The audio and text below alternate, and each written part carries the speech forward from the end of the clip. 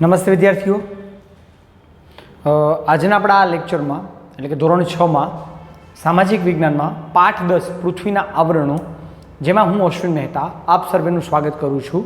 આપણે આની પહેલાંનો એક લેક્ચર ભણી ગયા, જેમાં આપણે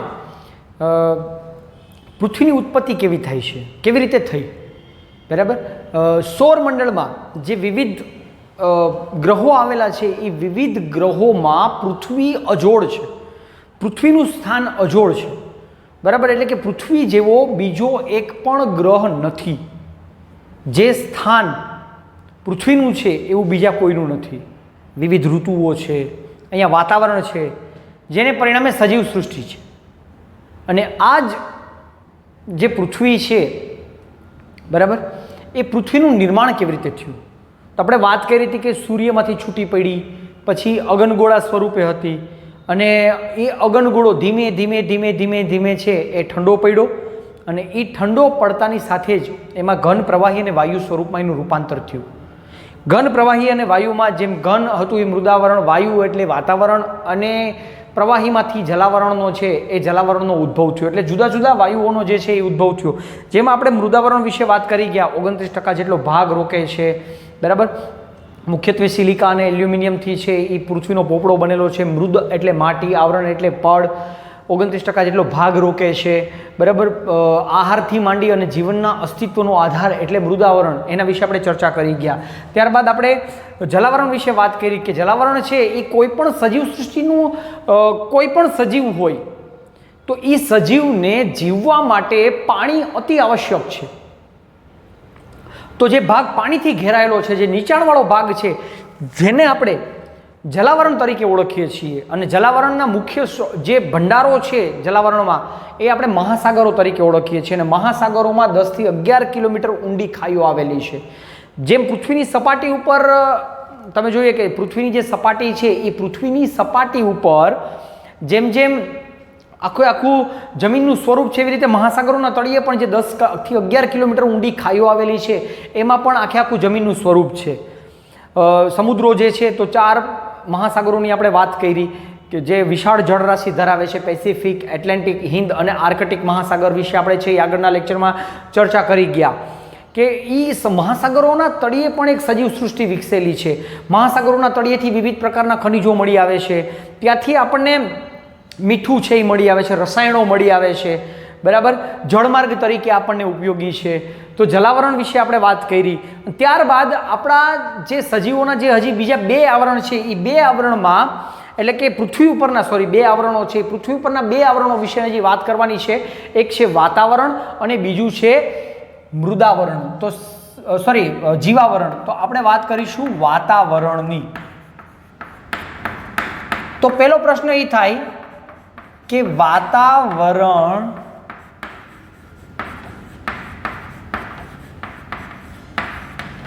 આપણને પહેલો પ્રશ્ન થાય કે વાતાવરણ એટલે શું?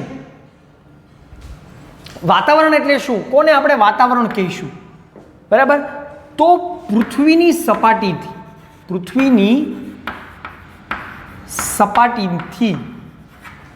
એટલે કેટલી? તો કે 800 થી 1000 કિલોમીટરની ઊંચાઈ ઉપર, પૃથ્વીની સપાટીથી 800 થી 1000 કિલોમીટરની જે ઊંચાઈ છે એ ઊંચાઈએ વિવિધ વાયુઓ આવેલા છે. એ વિવિધ વાયુઓ જે છે એ વિવિધ વાયુઓનું આવરણ એટલે વાતાવરણ. એટલે કે પૃથ્વીની સપાટીથી આશરે 800 થી 1000 કિલોમીટરની ઊંચાઈ ઉપર જે વિવિધ વાયુઓનું જે આવરણ આવેલું છે, બરાબર, એને આપણે વાતાવરણ તરીકે ઓળખશું. એટલે કે પૃથ્વીની સપાટીથી 800 થી 1000 કિલોમીટર સુધી વિસ્તરેલું છે આવરણ. ખાસ યાદ રાખજો, 800 થી 1000 કિલોમીટર સુધી વિસ્તરેલું છે આપણું જે આ આવરણ છે વાતાવરણ. હવે વાતાવરણમાં શું શું ભળેલું છે?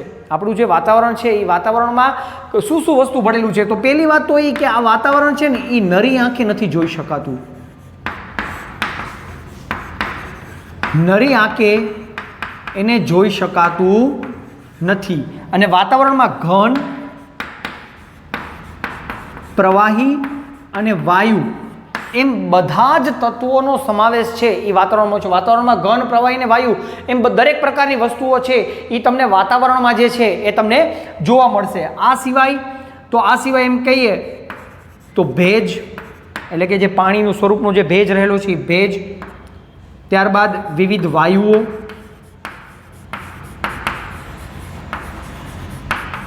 બરાબર, વિવિધ પ્રકારના વાયુઓ, સૂક્ષ્મ કણો, રજકણો, ઉલ્કાના કણો એટલે ઉલ્કા કણો અને જીવજંતુઓ, સૂક્ષ્મ જીવજંતુઓ જેને આપણે કહીએ, આ બધું જ જે છે એ વાતાવરણમાં રહેલું છે. વાતાવરણમાં કઈ કઈ વસ્તુ રહેલી છે? તો આ બધી જ વસ્તુઓ જે છે એ વાતાવરણમાં જે છે એ રહેલી છે. હવે વાતાવરણમાં આપણે વાયુઓની વાત કરી તો વાતાવરણ એક એવું આવરણ છે જે રંગવિહીન, ગંધવિહીન અને સ્વાદવિહીન છે. એટલે કે સ્વાદ રહિત છે, ગંધ રહિત છે અને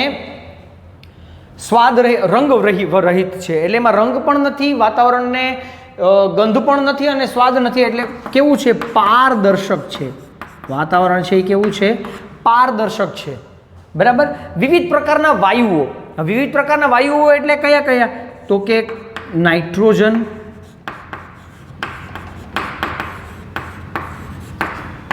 ઓક્સિજન,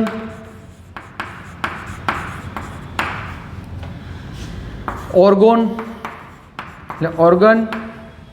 બરાબર, ઓર્ગન જે વાયુ છે. ત્યારબાદ કાર્બન ડાયોક્સાઇડ એટલે કે CO2, ઓઝોન, એમ વિવિધ પ્રકારના વાયુઓ જે છે એ વાયુઓ રહેલા છે. અને આ જે વાયુઓ છે ને એ વાતાવરણમાં જ, જે પૃથ્વીની જે વાતાવરણ જે આપણું છે એ વાતાવરણમાં ઘટ છે. એટલે એમ કહી શકાય કે ભાઈ આજુબાજુના વિસ્તારોમાં વાતાવરણમાં છે એ રહેલા છે. એટલે શું કહેવાય? તો કે તમે જેમ જેમ ઊંચાઈ ઉપર જતા જાઓ ને એમ વાતાવરણમાંથી વાયુઓનું પ્રમાણ ઊંચાઈ ઉપર જતા છે એ ઓછું થતું જતું હોય છે. બરાબર. જેમ કે હું એમ કહું કે ભાઈ CO2 છે તો આ CO2 જે છે ને એ હવાના વાતાવરણના નીચલા થરમાં જ હોય. CO2 છે એ વાતાવરણના કેવા થરમાં હોય? નીચલા થરમાં જોવા મળે. કેમ? તો કે એ ભારે છે. બરાબર. એટલે અમુક ઊંચાઈઓ ઉપર તમે જતા જાઓ ને એમ અમુક ઊંચાઈઓ ઉપર તમને અમુક પ્રકારના વાયુઓ છે એ અમુક ઊંચાઈએ જતા જાય. જેમ કે એમ કહું કે ભાઈ 20 કિલોમીટરથી તમે ઊંચા જાઓ, 20 કિલોમીટર ઊંચું, તો CO2નું પ્રમાણ ઘટી જાય. 110 કિલોમીટરની ઊંચાઈએ, 110 કિમીની ઊંચાઈએ ઓક્સિજનની માત્રા ઘટી જાય. જ્યારે 130 કિલોમીટરની ઊંચાઈએ નાઇટ્રોજનની માત્રા ઘટી જાય. આટલી ઊંચાઈ ઉપર તમે જાઓ એટલે જુદા જુદા વાયુઓનું પ્રમાણ જે છે એ જુદા જુદા વાયુઓનું પ્રમાણ તમને આ પ્રમાણમાં જે છે એ તમને જોવા મળે છે. હા, બે વાયુ એવા છે, એક છે હાઇડ્રોજન અને બીજું છે હિલિયમ. આ બે છે ને એ હલકા છે વાયુઓ.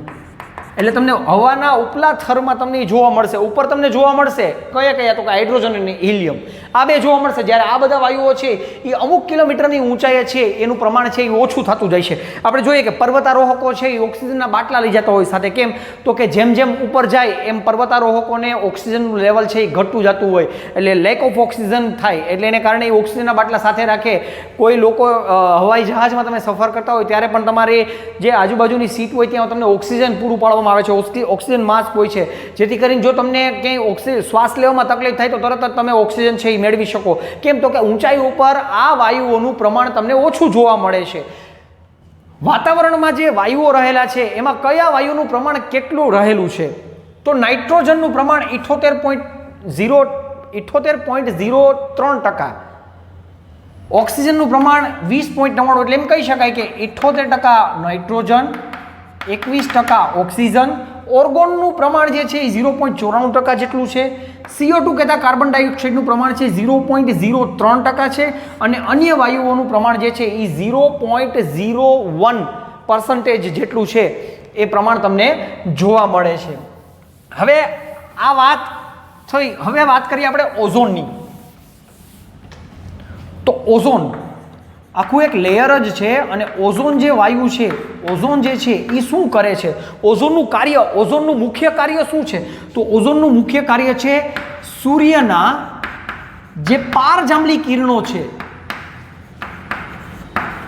જેને આપણે અલ્ટ્રાવાયોલેટ કિરણો કહીએ છીએ, સૂર્યના જે પારજાંબલી કિરણો છે જેને આપણે અલ્ટ્રાવાયોલેટ રેઝ કહીએ છીએ, આ અલ્ટ્રાવાયોલેટ રેઝથી એટલે કે પારજાંબલી કિરણો જે પ્રચંડ ગરમ હોય છે, આ પ્રચંડ ગરમ જે હોય છે એની પ્રચંડ ગરમીથી પૃથ્વીની જીવસૃષ્ટિને બચાવે છે.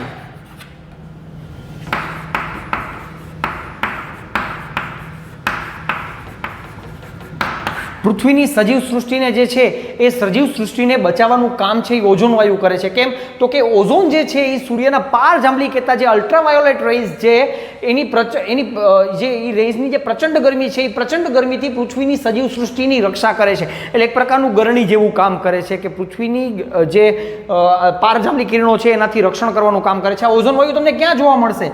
તો ઓઝોન વાયુ તમને ખુલ્લા મેદાનમાં સવારમાં જોવા મળે છે, ખુલ્લા મેદાનમાં અને દરિયા કિનારાના વિસ્તારમાં તમને જોવા મળશે ત્યાં. અને આ છે ને એ સ્વાસ્થ્યવર્ધક છે, સ્ફૂર્તિદાયક કહેવાય, સ્વાસ્થ્યવર્ધક છે.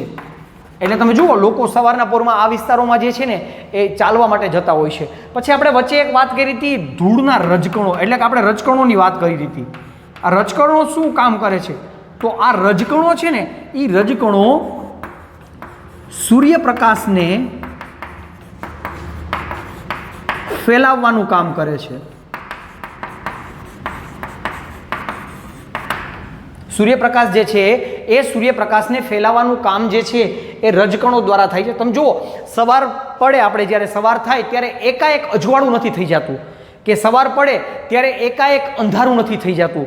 તો એ એકાએક અંધારું અને એકાએક અજવાળું જે નથી થતું એની પાછળનું કારણ છે રજકણો, કે રજકણો છે એ સૂર્યપ્રકાશને ફેલાવે છે, જેથી કરી સૂર્યોદયના સમયે એકાએક અજવાળું અને સૂર્યાસ્તના સમયે એકાએક અંધારું છે એ નથી થઈ જતું. જે કોને આભારી છે? તો કે એ રજકણોને આભારી છે. વાતાવરણ, આ વાતાવરણના માધ્યમથી આપણે સાંભળી શકીએ છીએ.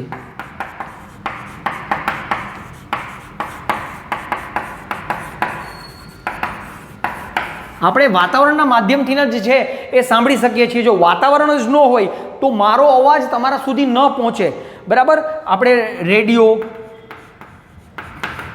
ટીવી, ઇન્ટરનેટ, બરાબર, આ બધી જ જે સુવિધાઓ જે ચાલે છે, બધી જ સુવિધાઓ એ વાતાવરણને આભારી છે. વાતાવરણ જે છે એ વાતાવરણ આના કાર્યક્રમો પ્રસારિત કરવામાં ખૂબ મોટો ફાળો છે, એ ખૂબ મોટો ફાળો ભજવે છે.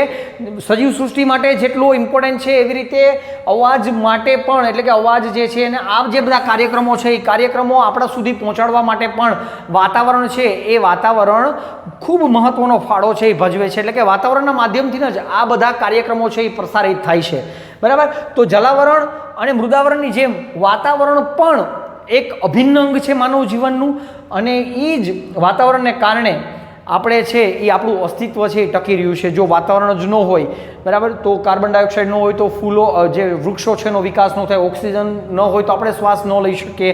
તો આપણા માટે જે છે એ વાતાવરણ છે એ ખૂબ જ મહત્ત્વનું છે. આપણું છેલ્લું આવરણ જે આપણે જોવાનું છે એ છે જીવાવરણ. જીવાવરણ એટલે શું? તો કે મૃદાવરણ, જલાવરણ અને વાતાવરણ, આ બધાની વચ્ચે જે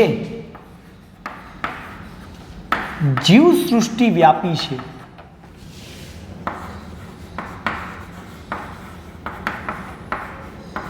તે જીવાવરણ. જો જીવાવરણને સાદા અર્થમાં કેવું હોય ને તો એમ કહેવાય કે સજીવોનું આવરણ. જીવાવરણ એટલે શું? તો કે સજીવોનું આવરણ, જેમાં વિવિધ પ્રકારના સજીવો છે, જેમ કે માણસ એટલે કે માનવ, પ્રાણીઓ, પક્ષીઓ, વનસ્પતિ,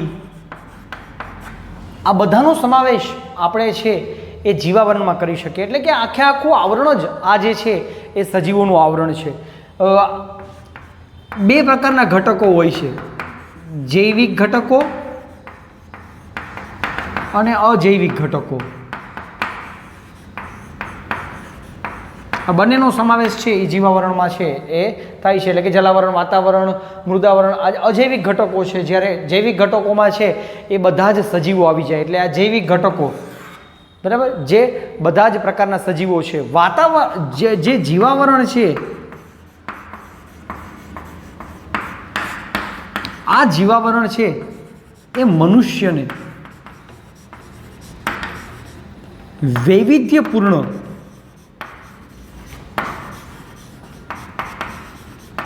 ખોરાક પૂરો પાડે છે.